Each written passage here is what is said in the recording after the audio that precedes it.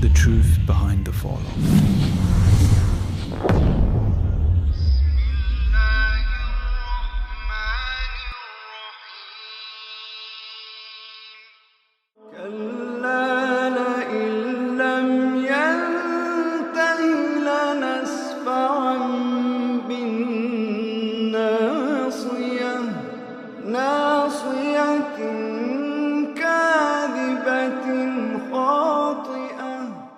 Regarding this verse, scholars have mentioned that the meaning is, we will seize Abu Jahl by his forelock and drag him into hell on the day of resurrection. Allah subhanahu wa ta'ala describes the forelock of Abu Jahl as lying and sinful.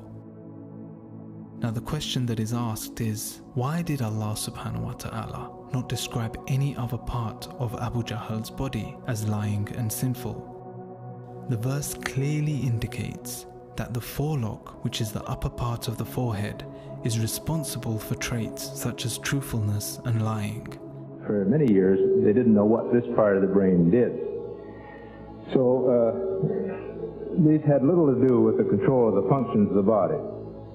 Now, the frontal lobes, here in the last 50 years, we've learned that these frontal lobes are concerned with some of the highest mental functions of animals and humans. And we've done various studies which show that they are concerned with these highest levels of our thinking.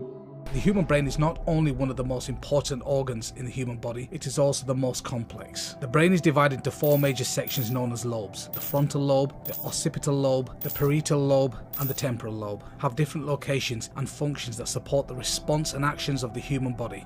The frontal lobe has many functions, most which center on regulating social behavior. The function of the frontal lobe involves the ability to recognize future consequences resulting from current actions, the choice between good and bad actions, or better and best, the override and suppression of socially unacceptable responses, and the determination of similarities and differences between things or events. When someone lies, brain cells in the prefrontal cortex, the planning executive of the brain, works harder than when we tell the truth. Pathological liars have shown to have more white wiring matter and less grey matter in the prefrontal cortex of the brain than other people.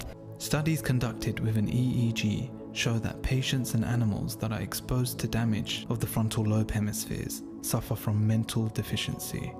Any damage to the frontal lobe changes the natural behavior of the affected person. In some cases, this could lead to criminal behavior and a drastic fall in moral standards. For years, a tumor was growing inside Jerry's brain, slowly pushing against his frontal lobe, the part of the brain that affects our personality and how we act. Becky says she didn't even recognize the man she married. Do you want the Cavenders too? No, honey, thank you. Okay. Becky and Jerry Harper were on the verge of divorce after 18 years of marriage. One day, Jerry realized something wasn't right. I mean, I have never laid a hand on her, and one time I raised my hand at her, and... That was not you. No, that wasn't me. Here, what you see is this area of whiteness. Until one day when Jerry collapsed and doctors found out he had a non-cancerous brain tumor the size of a plum pressing against his frontal lobe. Over the last decade, scientists have used functional magnetic resonance imaging, fMRI, to more accurately locate regions of the brain that changes when a person lies. This technique measures changes in blood flow in the brain, a reflection of neural activity, while people answer questions while inside a scanner. The resulting images pinpoints brain activity in a specific region during the lie and truth phases of the deception paradigms. Although several brain areas appear to play a role in deception, the most consistent findings across multiple fMRI studies is that the activity in the prefrontal cortex increases when people lie. The prefrontal cortex, situated just behind the forehead, is a collection of regions responsible for executive control, the ability to regulate thoughts or actions to achieve goals. So the Qur'an has described the relationship between the frontal lobes of the brain and the ethical behavior of human beings.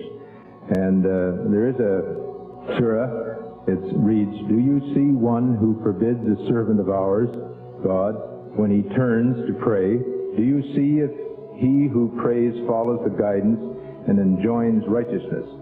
Do you see if he obstructs, rejects truth, and turns away? Does he not know that God sees?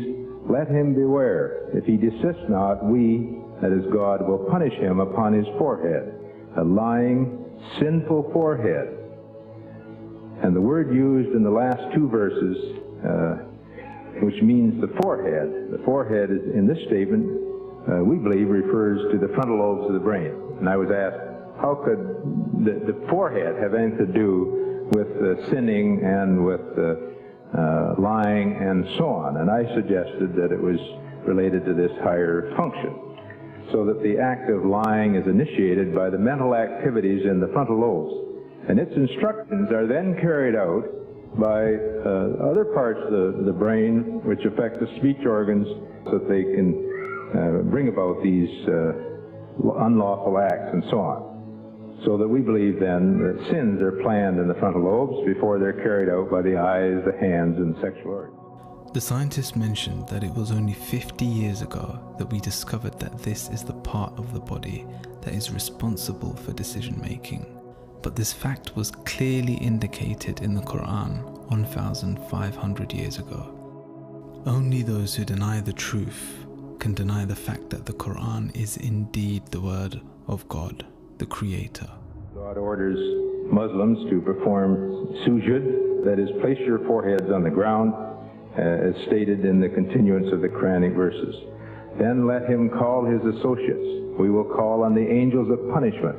Then follow not him, but prostrate yourselves and draw nearer to us, that is God.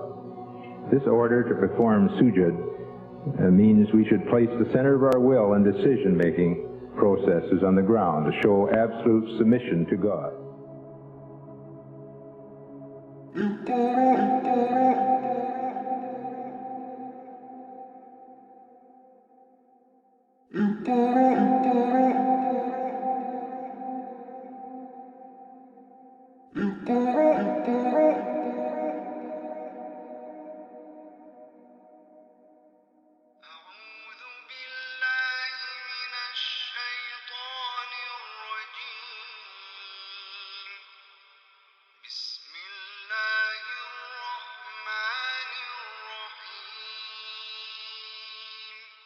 اقرأ باسم ربك الذي خلق خلق الإنسان من علق اقرأ وربك الأكرم الذي علم بالقلم علم الإنسان ما لم يعلم كلا إن الإنسان ليطغى أن رآه استغنى إن إلى ربك الرجعى إن إلى ربك الرجعى